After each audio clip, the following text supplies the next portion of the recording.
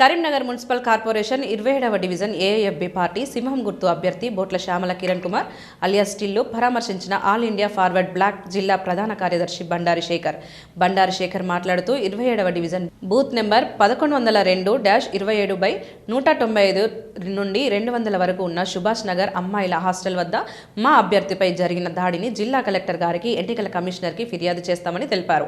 సింహం గుర్తు అయిన మా అభ్యర్థి గెలుస్తాడని అక్కస్తోనే కాంగ్రెస్ అభ్యర్థి బంధువైన కానిస్టేబుల్ సంజీవ్ అభ్యర్థి బొట్ల శ్యామల కిరణ్ కుమార్ పై అకారణంగా దాడి చేయడం అన్యాయమన్నారు.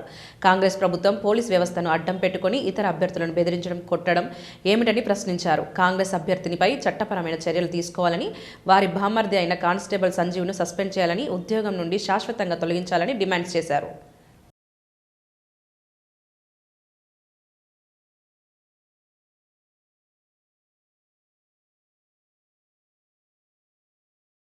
ఈరోజు కరీంనగర్ మున్సిపల్ కార్పొరేషన్ 27 డివిజన్లో బొట్ల శ్యామల కిరణ్ కుమార్ ఇల్లు మా అభ్యర్థిపై కాంగ్రెస్ అభ్యర్థి అయినటువంటి బామ్మర్ది కానిస్టేబుల్ సంజీవ్ అకారణంగా దాడి చేయడం జరిగింది. మేము దీన్ని తీవ్రంగా ఖండిస్తున్నాం. పార్టీ జిల్లా కమిటీ తరఫున పోలీస్ యంత్రాంగం మొత్తం కూడా కాంగ్రెస్ అభ్యర్థులకు కొమ్ము వాస్తుందా అని చెప్పి సందర్భంగా మేము ప్రశ్నిస్తా ఉన్నాం.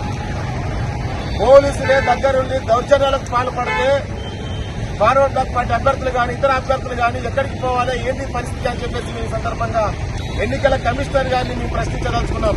ఇప్పుడు ఒక్కడే చెప్పదలుచుకున్నాం. తక్షణమే మాపై దాడి చేసినటువంటి ఎవరైతే ఉన్నారో కానిస్టేబుల్ ను అతని విధుల నుంచి తొలగించాలి, సస్పెండ్ చేయాలి.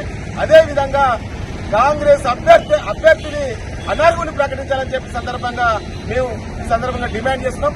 గత 2 రోజులుగా పోలీసులే దగ్గరుండి పైసలు వంచేటువంటి దుస్థితిని ఈరోజు 27 డివిజన్ లో కనబడతా ఉన్నది.